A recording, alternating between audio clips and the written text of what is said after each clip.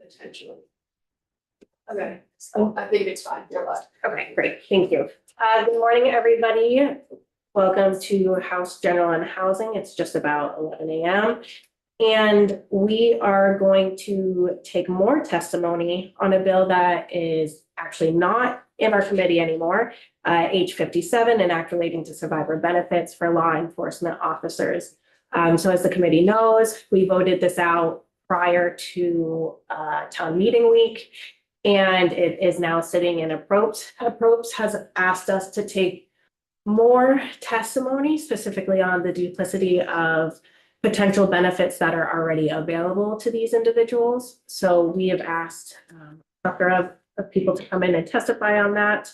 And so I think our goal is to hear the testimony, ask the questions that we have, and then tomorrow have discussion and make a recommendation for the appropriations committee. So we have two options where we can either make a recommendation to approps in hopes that they take it up, or we can wait for approps to vote this out. However, I believe that appropriations will not vote this out without a recommendation from us on some sort of change. So that will be the committee discussion that we have tomorrow.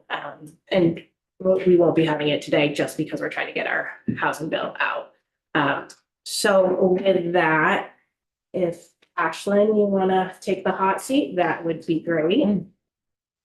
You've been in here before. Do you want us to reintroduce ourselves or? That's okay. I think I know you're short on time. Good morning, everyone. For the record, my name is Ashlyn Dwyen. I'm the Director of Policy in the Treasurer's Office. And I also brought with me Deputy Treasurer Gavin Boyles, in case there are any questions that you have that I can't answer. We can get you responses hopefully in more short order. I understand you might have particular questions for me arising from testimony and House appropriations. I also have a couple of additional comments to share because when I was originally in committee, I was testifying on the bill as introduced, and your committee report has some substantial changes over the bill as introduced. So I have a couple of comments there, if it's okay, but wondering if it makes the most sense to start with your questions or. Why don't you start from the beginning on your other points, and then we can ask questions? Is the committee okay with that? Okay, sure.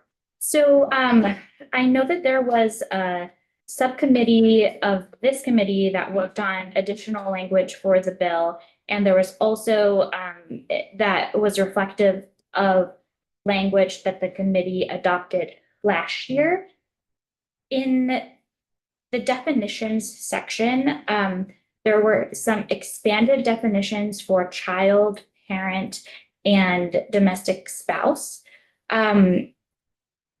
But the committee report of the bill did not change the enabling statute for the board. So that sort of specifies the order of operations for which a benefit should be paid if it's granted.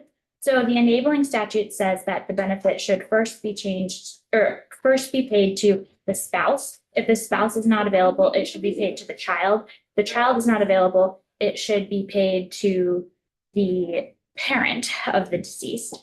When we expanded the definitions of child, parent, and domestic partner, I think that there are maybe some hypothetical situations that you created that may have unintended consequences as it's sort of woven into the order of operations direction that the enabling statute prescribes.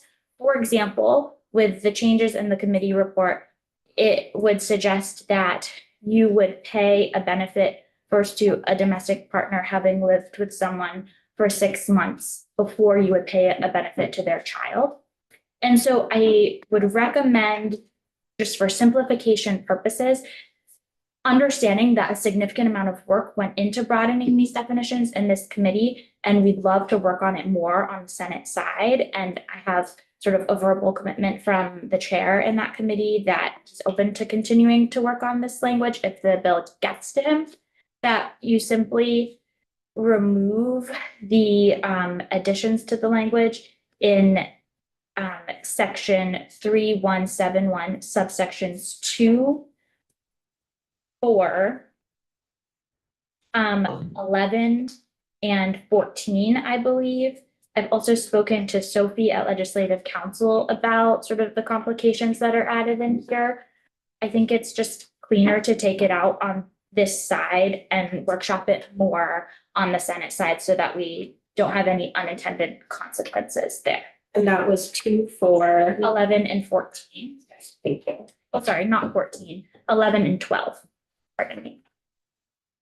Can you just quickly, because we're all scrambling to find where that is, can you just quickly say what those are? Yeah, so it's the expanded definitions of parent, child, spouse, and domestic partner. In the bill, it is the definition section 3171, sections 2, 4, 11, and 12.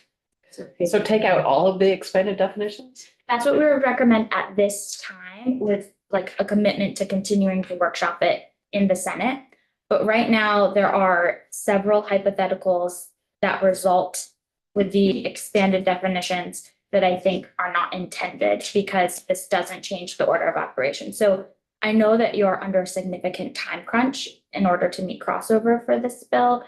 And we would recommend that that's sort of the most efficient avenue to get the intended result, but also meet the deadline perhaps.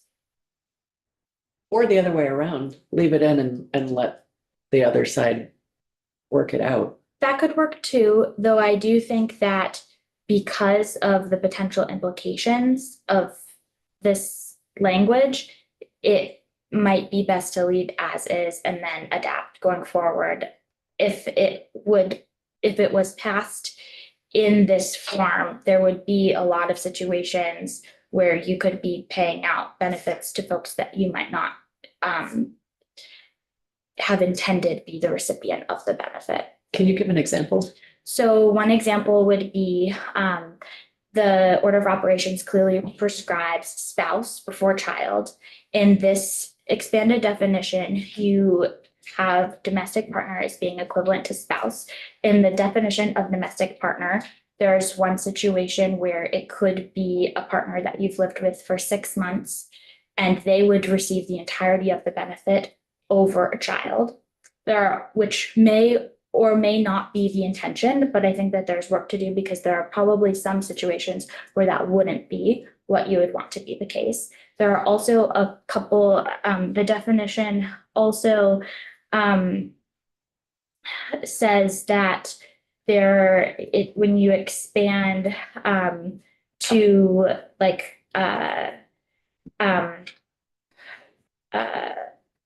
the foster child or stepchild, there are incidents, without a determination of like maybe how long that person was a foster child. You may have a situation where a benefit is split equally among all children. Maybe you have only had that foster child for 48 hours, things like that. And I'm not commenting on the merits of any of those arrangements. I'm just suggesting that from a legal definition perspective, we may want to explore all of those hypotheticals before changing the statute. Can we just simply what? Expand the time. Well, I was gonna say, can we simply leave it up to add in a clause that says, according to the discretion of the panel awarding the. I mean, obviously, the panel is not going to be so strict as to give the money to a domestic partner of a short period of time over a child. And they should have the discretion to make that decision. I would advocate that we make all of these provisions very clear in statute. The Emergency Personnel Survivors Benefit Review Board is a part-time board comprised of 4 people that meet only typically at the call of an application. And any decisions that they make would be subject to appeal. all the way to court. And so we would want to really reduce the exposure that we have for that board to litigation. And the way to do that is being really clear and precise about exactly what the legislature intends to happen in statute. There are other models of language, I think, that we can pull from other benefits that exist to accomplish the goals here. I'm just not sure that we have time in the next sort of 24 hours to do it. But we've been thinking about it and what's on it, and hope to come up with solution on the other side. And that, Sorry. I was just gonna say, and this will all be part of our committee discussion tomorrow. Oh, can I ask a quick question? But go ahead. You go first. Go ahead. So in terms of making, when to make the corrections, knowing that the Senate can make the corrections if this makes it across the floor, is it more or less likely to get to the Senate? Depending on whether we take that out for the moment. I think that's That's part of our discussion, and we can definitely talk about that. Okay, thank you. And so I'm just clarifying. So are you, when you said you would like to remove, you said, just clarifying, you said you would want to remove from sections 3171, right? Section 2, 4, 11, and 12, correct? Okay, and so I'm just trying to identify and clarify what those are, so we're all in alignment. You have them highlighted? I have them circled. Thank you. And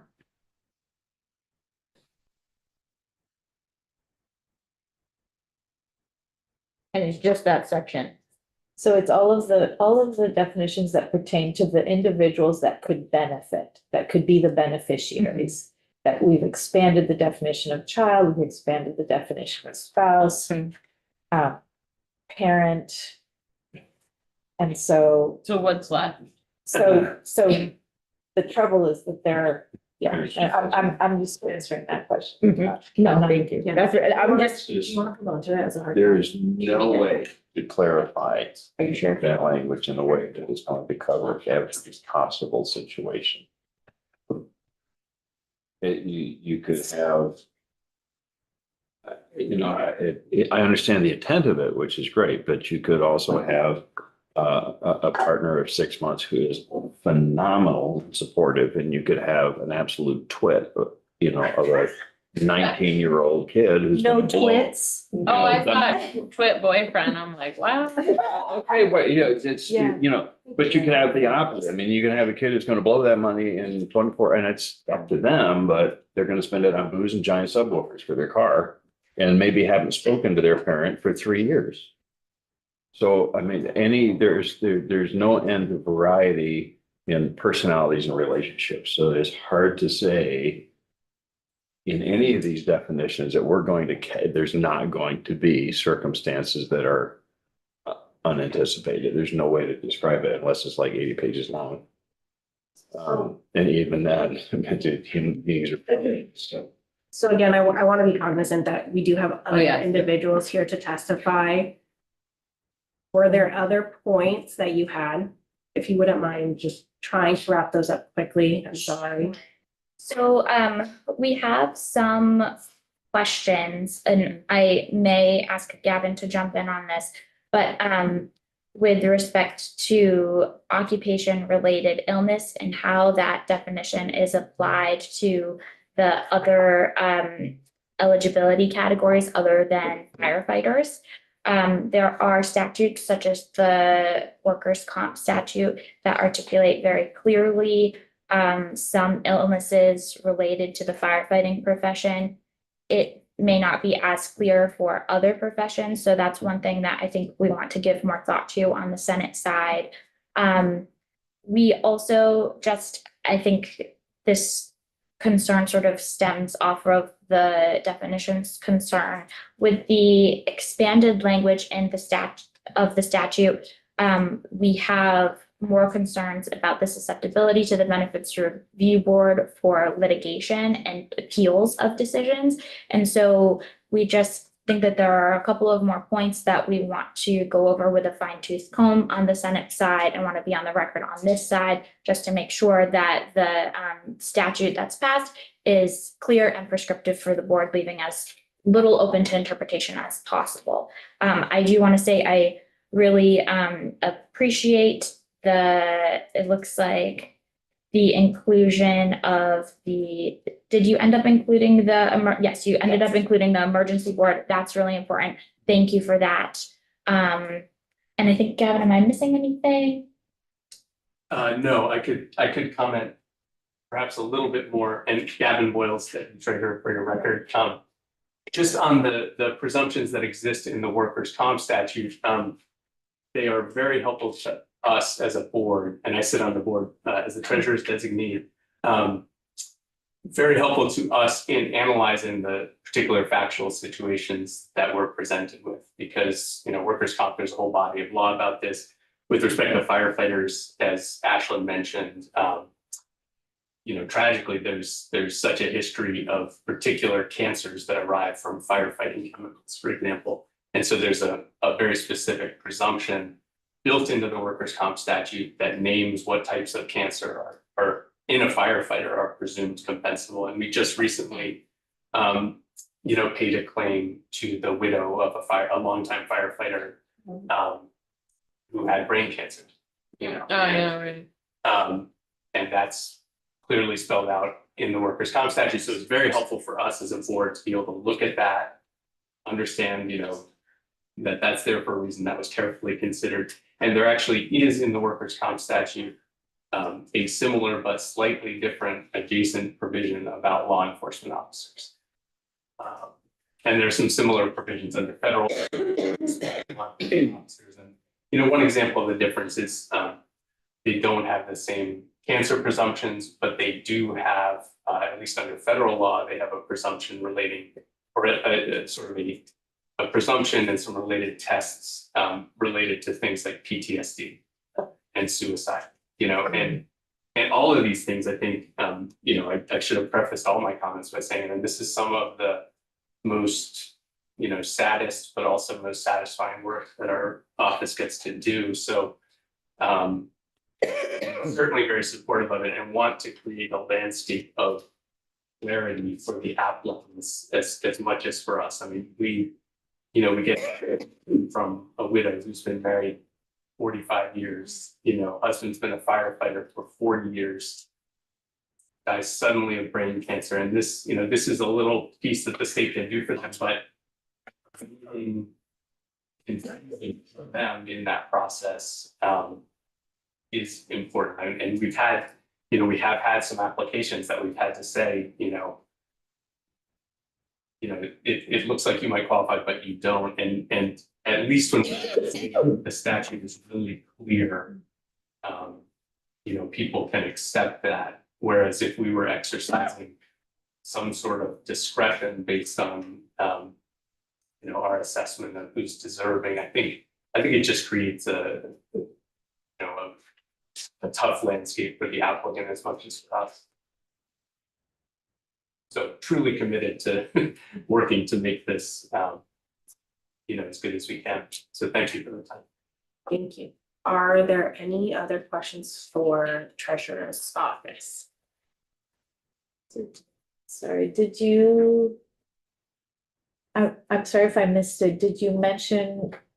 So are you saying, just so I can clarify, you're mentioning that we want to be careful to align like what we have written up in workers' comp, sort of like what qualifies as an occupational reason for either PTSD or for law enforcement. And do you have similar for corrections? Because I know that we're suggesting to Yes, expand corrections as well. I hesitate to say it 100%, but I believe there's a presumption in there for corrections officers, or they may be included in the law enforcement officer rubric. And, you know, on this point, one thing that could be helpful to us, and I think we would likely suggest either in the other House committee or in the Senate, you know, would be just a little provision in here that says, you know, the committee shall be guided by applicable definitions in the workers' comp statute. I think, we do that now because it makes sense and those are the only definitions in law, but it doesn't tell us to do it. And it would be a little bit of a help to have that in there. And I'll just say the treasurer's office since December has processed, I would say 3, because we have 1 pending. Yes. Applications that have sort of informed our review of the statute as we go along. And the processing of 2 of those applications has happened since I first testified on this bill. So please forgive us if there are additional considerations that we've unearthed between now and then. One last question.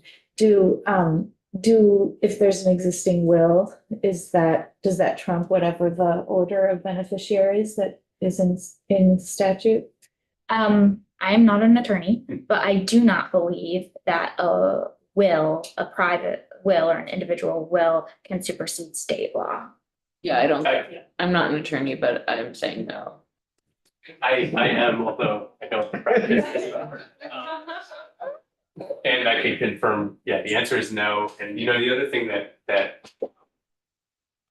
has come up in at least one application is an effort to basically do the same thing with an insurance policy that has a named beneficiary. Like if you, That yeah, doesn't match with the statute, but the answer is that the statute covers.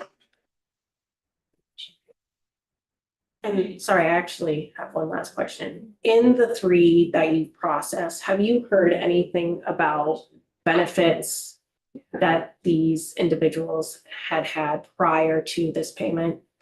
So any life insurance benefits, workers' comp benefits? Do you take into consideration that information if there is anything that you know of? In our review of the applications, we don't take into consideration whether or not this individual had other benefits available to them when we make a determination about whether or not to award a monetary benefit on behalf of the state. Okay, thank you.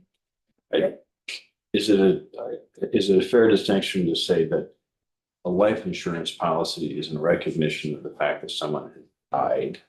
This is in recognition of the fact that someone served. I think that's a fair. Very good Distinction to make. distinction. Yes, very good distinction. And if I can, Gavin Boyd again, sorry. We do often become aware that there have been workers' comp benefits paid. Or that there's been a life insurance, or at least that there was a life insurance policy, because folks tend to include that in the application because it includes pertinent findings, or, it's generally supportive of our analysis, but further to Ashland's point, the statute doesn't tell us to reduce the benefit for those reasons, so we don't. And wouldn't, to your point, I'm sorry, I don't know your name. To the representative's point, I do think it's important to bear that in mind, that these are compensating for different things and they're different purposes. And folks use life insurance for all sorts of financial planning reasons. Great, thank you. You can Thank move on, you. stay in the room wherever you like. We're gonna have Chris Hoare up, president of the Vermont Business Association. Been in our committee before. Would you like us to introduce ourselves, or you? Yeah, my name, no, that's all right. Chris Hoare, Vermont Police Association. I appreciate that testimony, prior to me. I was asked to, speak on, the potential redundancy, or duplication of benefits, which I believe the deputy treasurer touched on. And other committee members have interjected on pretty well. Just touching briefly on what you just mentioned, that these benefits are based on service. And when this bill first passed back in 2015, police officers were removed from that bill. And in 2017, I made an attempt to try to revisit that after the passing of State Police Officer Kyle Young. And then, the reason I'm here and have tried to make a more concerted effort to try and get this fixed is because of Jess Ebenhausen, who passed away in 2023. Youngest law enforcement officer ever to die in the line of duty. She did not have even a very long opportunity to serve, but she served. So when I started looking into sort of the redundancy of benefits, I did not see a particular redundancy. And there's some other people who likely know some other information on this. But my understanding as it relates to life insurance policies in particular, all state employees receive the same life insurance policy, if they die on duty or in the line of duty. Thank you. Appreciate that. And that life insurance policy is 2 times the individual's salary, base salary. In just looking, because I was asked about Vermont State Police in particular, I took it upon myself to do a little bit more research too, and starting probationary rate of pay for a trooper right now is published as $28.33, which equates to approximately $59,000 as a base salary. Now, again, however you want to look at this statute, I believe this statute does focus on commending someone for their service. But that's not very much. That life insurance policy, from what I can tell, is also optional. State employees pay a portion of that life insurance policy, and they are not required to. So out of the thousands of state employees we have, who knows how many choose not to pay that, because while a trooper may be able to afford that, maybe someone else can't or doesn't feel like they can. When we talk about firefighters as well, we have full-time firefighters that work for Burlington Fire Department. They have likely life insurance policies. Whether a part-time firefighter in Northfield has a life insurance policy, or a volunteer firefighter has a life insurance policy, I don't know, but I would bet that they probably don't. So there's just a little bit of difference there. One other thing that I would like to just touch on is collective bargaining agreements are what define some of these life insurance benefits, and those benefits, those contracts can change. They do change regularly. I think limiting this benefit based on potential changes of something that exists somewhere else, I think could create other issues down the road. The other piece that I would just touch on as well is state law enforcement officers comprise approximately only 1/3 of our state's law enforcement officers. The other 66.6% are municipal law enforcement who don't receive the same contractual benefits or any other benefits to that matter. So what I'm hearing you say is that 2/3 of law enforcement in this state would not be covered by this optional life insurance policy. Correct.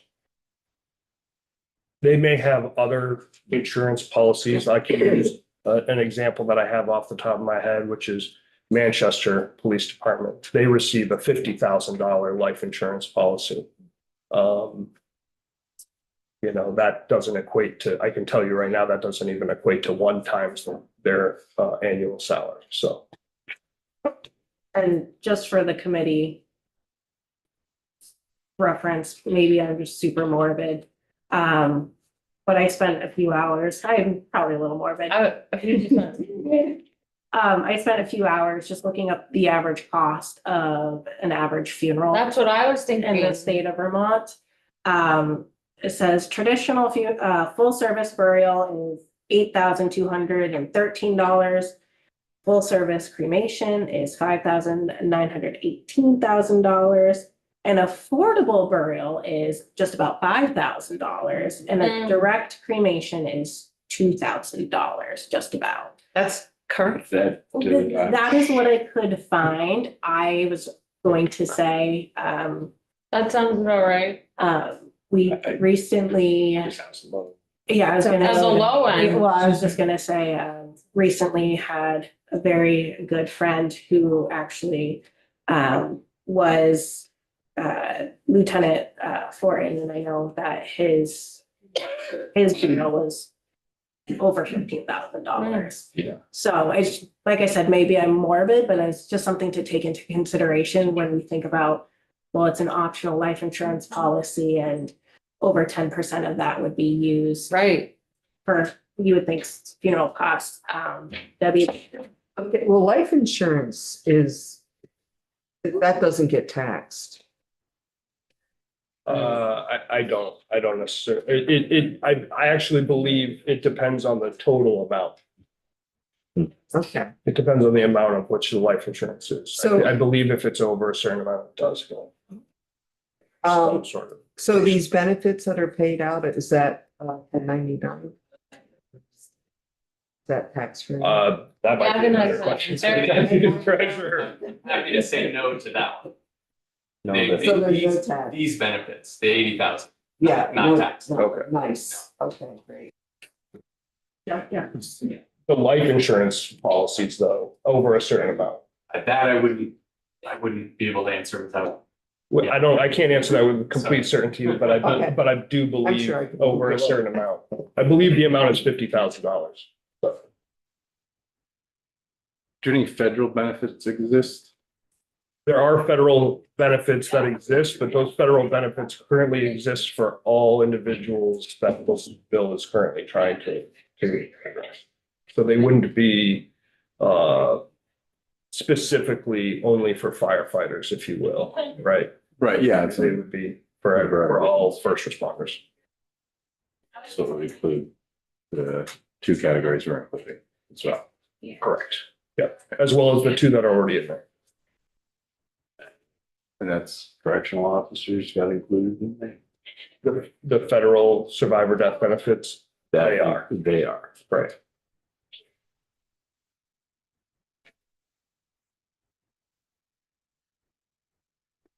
Does anybody have any additional questions? Do you have any additional comments? I think the only comment that I would have in addition to what's already been said is just thank you. I can't express how much it means, the work that this community's done, not only this session, but also in sessions past. It's meaningful, and I appreciate it. Thank you, Chris. Thank you. I have Steve coming up. Okay. Thank you, Madam Chair.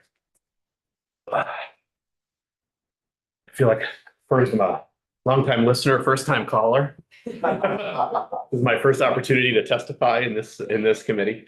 For the record, I'm Steve Howard. I'm the Executive Director of the Vermont State Employees Association.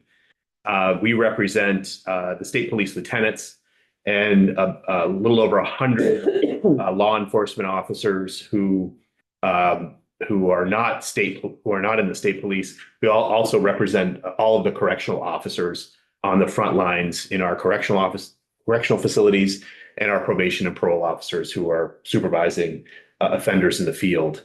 I want to start by two things I want to say is I share Mr. Orr's sentiments about Officer Ebenhausen. I grew up in Rutland and represented Rutland in this building for 12 years. That district's in much better hands now. But I have This is a conflict of interest. yeah. She asked me the toughest question. So I know this bill means a lot to the people of Rutland, and it certainly means a lot to our members. This is a huge priority for them because They are facing extremely difficult and dangerous conditions that are getting more dangerous by the day. And their concern is that if something tragically should happen to them, that their families are going to be okay. And as they serve the people of Vermont in those capacities, we are 100% behind them. I want to start by thanking you for passing this bill unanimously just a few weeks ago, and passing it unanimously last year, and then passing it almost unanimously on the floor of the House last year. This is a bill that has widespread support and really deserves to see the light of day. And our hope is that we'll get this bill over to the Senate for any refinement that might need to be had. Sorry, can I just really quickly interrupt you? Sure. We just need a disclosure from you. I'm just trying to follow process, Okay. the relationship in the room. Okay. Sorry. Tom Abdenor is my colleague from. Representative Howard is my mother. Thank you. Who's also my campaign manager. No, I appreciate And it. she's the reason that I won. All of those times. If you can't tell by looking at this. Yeah. And I grew up, I should say, in a bipartisan family, and I learned to debate by watching my mother and my father fight. She often won the discussion, so. I will say that the way we look at this, I just want to walk through how we see this. So our hope, our goal is that the Appropriations Committee will build on the great work that you did just a week or so ago and pass the bill as you sent it, with any of the technical changes that the Treasurer's Office mentioned. We agree with the Treasurer that the technical changes could be addressed on the Senate side. We have a little bit of PTSD on this issue from what happened last year. There was a snowstorm that really got in the way of our being able to get this bill over to the Senate. We don't want to see that happen again this year. This is a really important issue. It's too important to have a legislative deadline interfere with its progress. This really for us is about equity and parity. Some people like equity, some people like parity. So right now, in the federal law, all three classes that are in the bill, in the law and in the bill, EMTs, correctional officers, law enforcement officers, receive a federal benefit. They all receive the same benefit. So they die in the line of duty, all three categories get the same benefit. The difference now is that the state will provide the $80,000 benefit to the first responders, the EMTs, the first responders, and not to the other classes, law enforcement and correctional officers. So for us, this is about equity and parity, and ensuring that because of their service, all three entities are getting the same consideration from the state. And I think, Representative, you said it quite well. This isn't about life insurance or death. This is about recognition of the service that led to someone's death, and an acknowledgement that we want to support their family members. So this would bring equity and parity in the law. The contractual language, and I don't represent the rank and file state troopers, we just represent the supervisors. But in the contractual language that exists today, ties whatever benefit they would receive to their eligibility for the federal benefit. The only folks who will, under their contract, receive a benefit from the state of Vermont would be correctional officers and law enforcement officers who are ineligible for the federal benefit. And in those cases, when they're ineligible for the federal benefit, a law enforcement officer and a correctional officer, or law enforcement officer will receive 50% of the federal benefit. In the case of a correctional officer, they will receive a payment of $50,000. So the contractual language is geared towards those folks who are found ineligible by the federal government for the benefits that exist for all three categories. I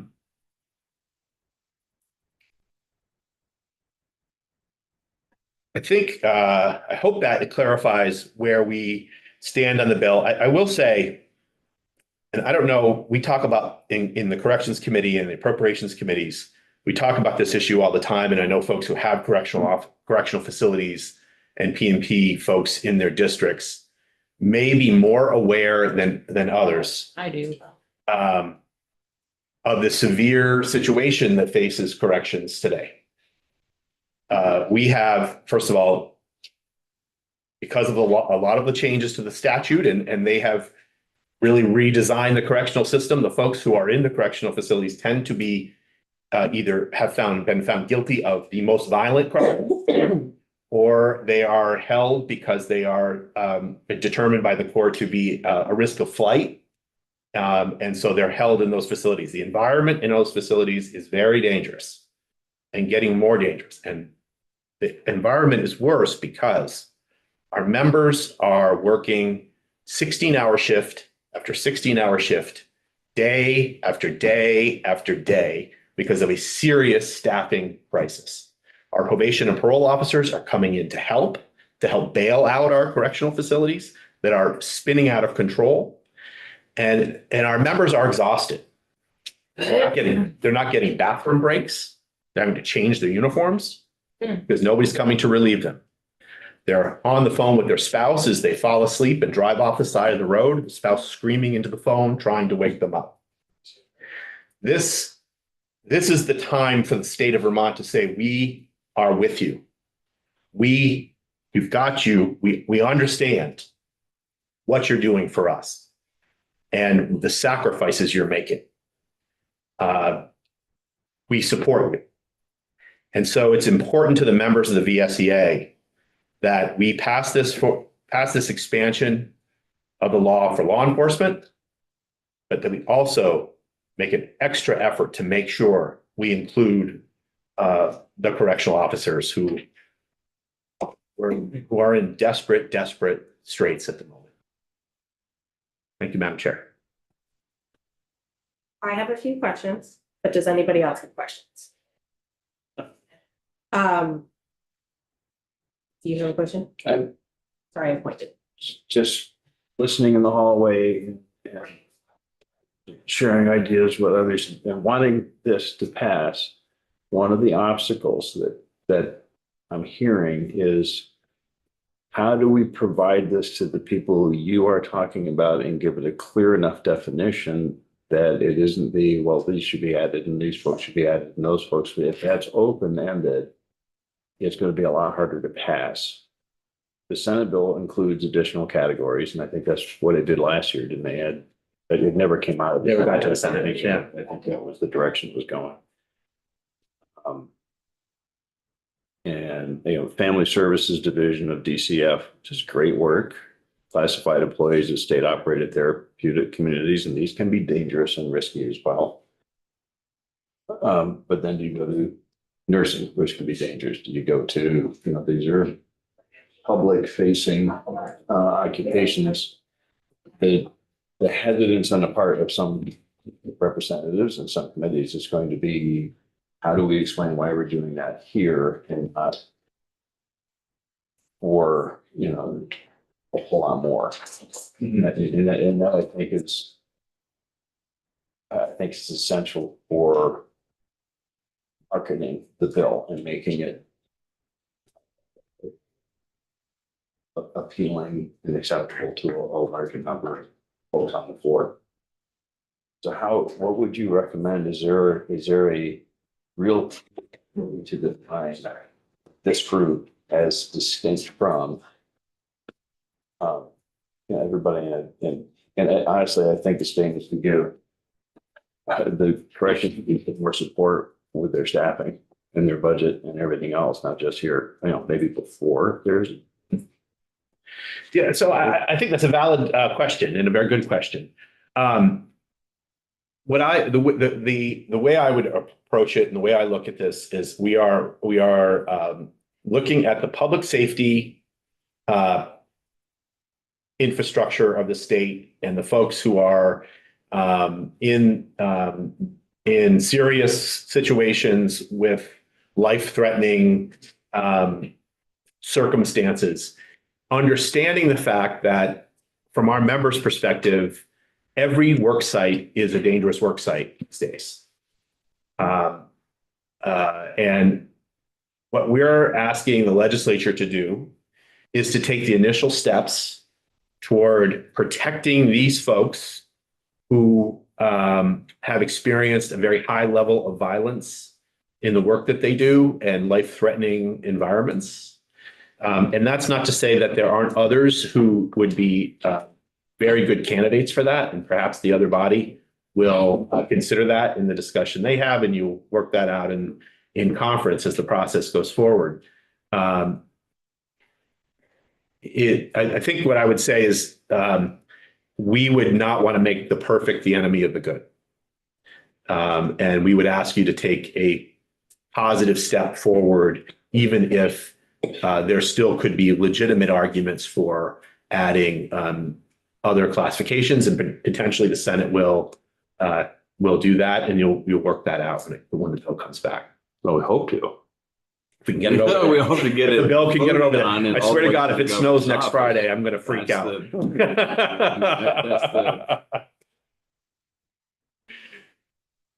Yeah. Yes. I'm just we curious do. whether we can, it just seems, am I hearing correctly that it seems like the tax department is asking for One second question.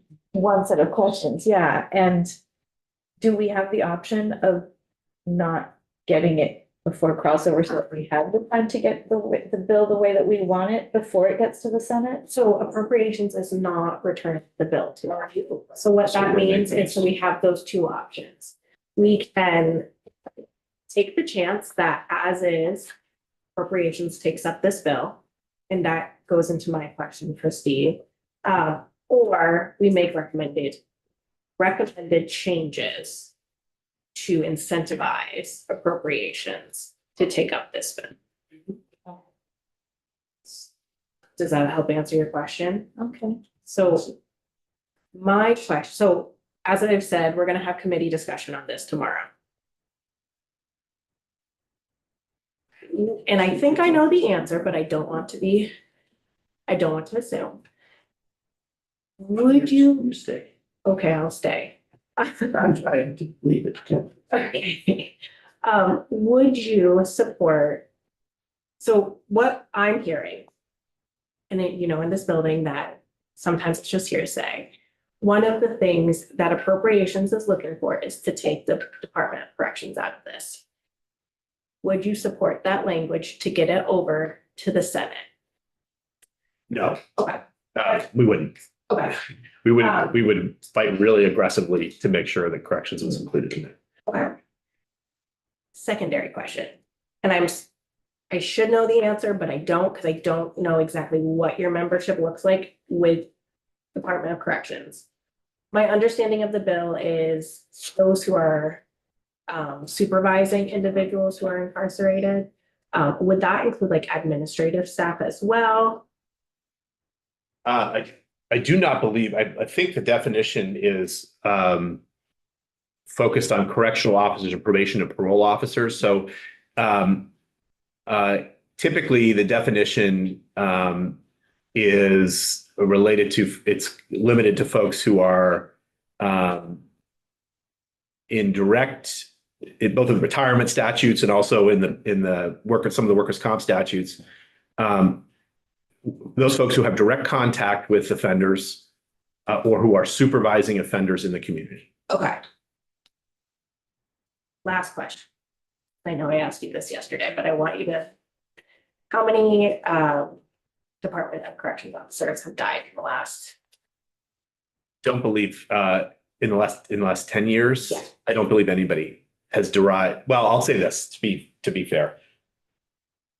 No one has died directly in the line of duty. Wow. Yeah, I know, that's like, all right. I don't think it would be impacted by this bill potentially, but it would be hard for me to sit here and say that correctional officers haven't died either because of the trauma of their jobs by suicide. And I know of at least one case that that's true, or from the physical impacts. The life expectancy of a corrections officer is 59 years old. The rest of us, if we're lucky, we live to 77. Hopefully longer. Hopefully longer. Hopefully longer. These are very, I wish you all the best. But they do die sooner. And it's sometimes not, it's sort of a slow, sad reality that these jobs, they have PTSD rates, for instance, that are higher than correctional officers have PTSD rates that are higher than veterans returning from Iraq and Afghanistan. These are really, really challenging environments. Rep. Hazel. So that bill isn't coming back to us at all, so they're, So they have two options. They can leave it on their wall, or we can make, and then if they take it up, we can then, members of the committee can then amend it, or we can make recommended language change. we can do that, Yes, we can, they don't have to take our recommendation. but we can do that. Yes, and that's the reason we're taking this testimony today, is because in order for them to be willing to take it up, they wanted us to hear testimony on the duplicity of potential payouts. So what if, Vacation. is there a possibility of adding in there to make it more specific to the correction officer that if they provide order and safety, where even some of the other more dangerous jobs are not specifically providing order and safety? So I believe that's already in the bill as is. Oh, okay. Yes. See, you were anticipated. I'm not gonna participate. He's not Certainly here. as chair, I just walked in and I have to walk out. By the way, members of the committee, the Environment Committee voted in favor 11-0. Okay. To the wording. Awesome. Thank you, Steve. Thank you very much. Thank you. Yeah. Oh, Ellen, I thought I saw you walk out the door. I'm sorry. Okay. Don't, sorry, don't adjourn. Come sit with us, Ellen. I can never forget.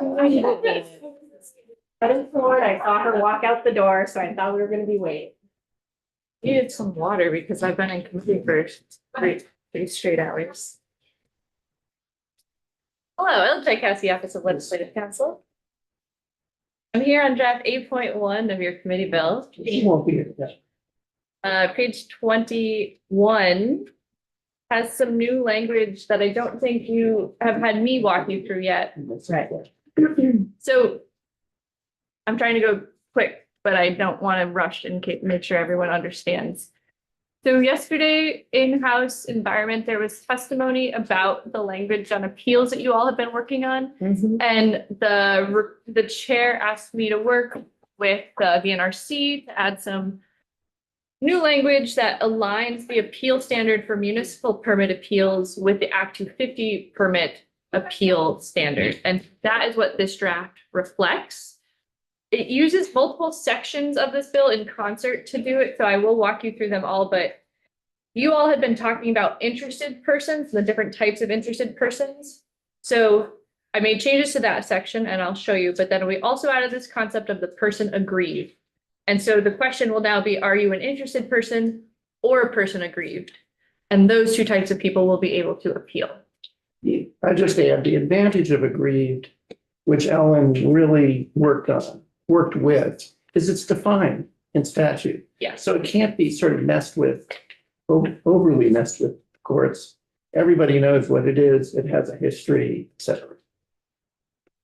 So on page 21, the new language is highlighted. So first in the definition section for the courts, the definition of person aggrieved has been updated to include appropriate municipal panel. So it's a person who alleges an injury to a particularized interest protected by the provisions of law listed in section 8503, which is a section that's not in this bill, but it does list all the environmental statutes that the environmental court has jurisdiction over.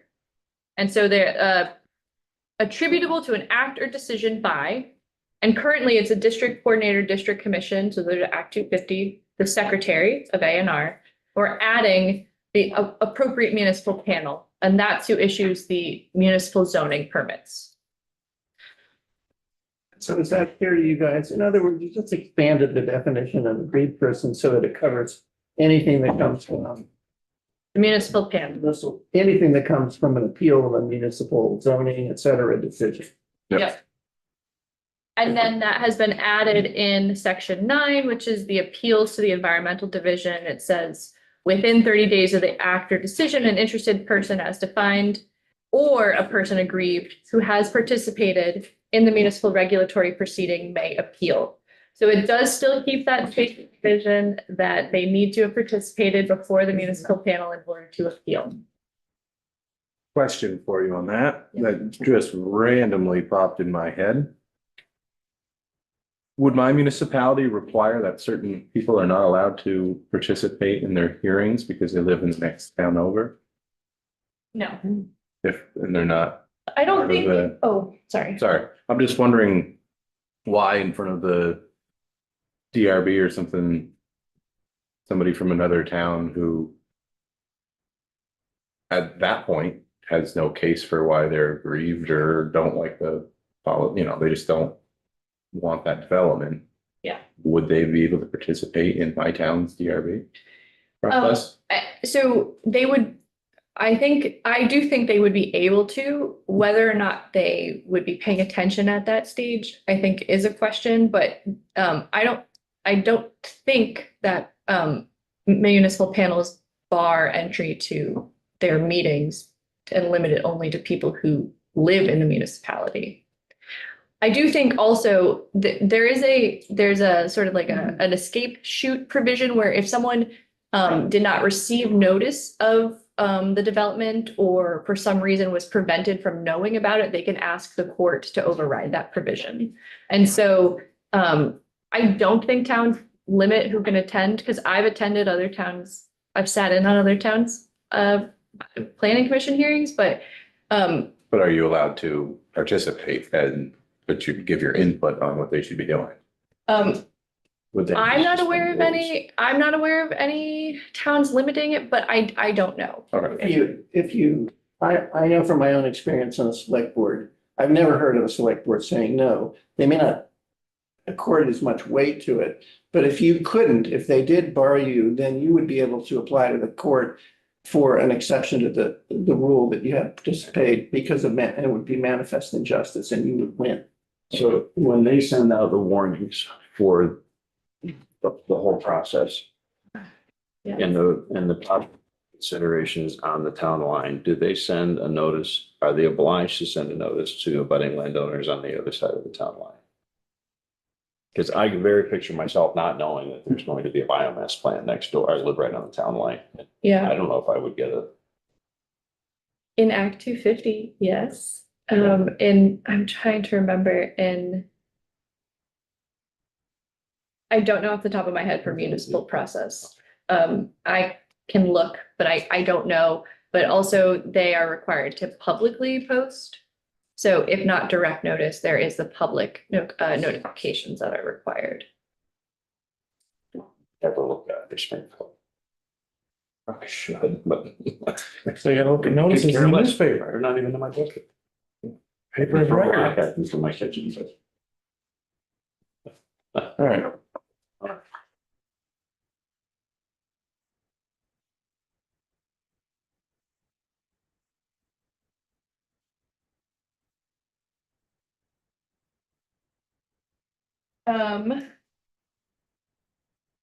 Yes, this says all properties adjoining the property subject to the development application.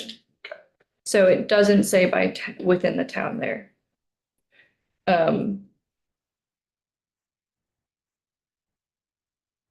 Yeah,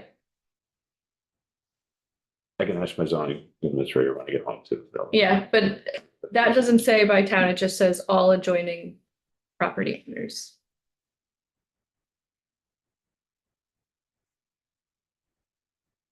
Okay, so then, on page 22, this is a different topic, but these are the sort of typos to the consistent versus inconsistent.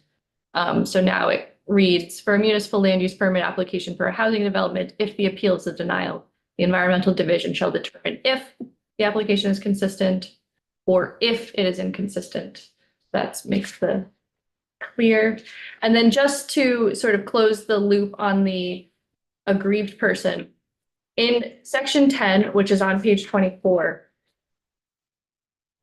this is setting up so that an interested person or an aggrieved person can appeal. And so the definition of interested person is on page 24. It's a person owning title to property or a municipality or a municipal solid waste district affected by the bylaw, or a municipality or a state agency or division that owns property. And so those will remain the interested persons. But then for aggrieved person, it's the people who can identify a particularized interest through an injury based on the permit decision. So you don't have to live, you don't have to be a neighbor that you live in. So you could be somebody that owns property, like you have an investment. But you have to show that you have an injury. Correct. Right. Yes. So you don't have to be a neighbor. Correct. Right. Like if you own a hotel. Yeah. Those are the changes. Anybody have any other questions? So I think we have members who are gonna quickly look back and watch the video. So thank you. Talking is so everyone is. Thank you so much. Yeah. for your work. Yeah. Can I just ask what your process is? Are you guys voting? We're gonna try to vote on this bill after the floor. We wouldn't vote with everybody out. But I know. Making sure. Well, no, but I believe that it's come back from editing too. I don't know if Cam. Oh, I don't know. Yeah, no, so it did get edited, so Cam should be able to send it to you soon. Okay. And we do have to have that discussion about, you're all set. Okay, thank you. No, PhD. Yes, well, I think I wanna, yeah, let's talk about that.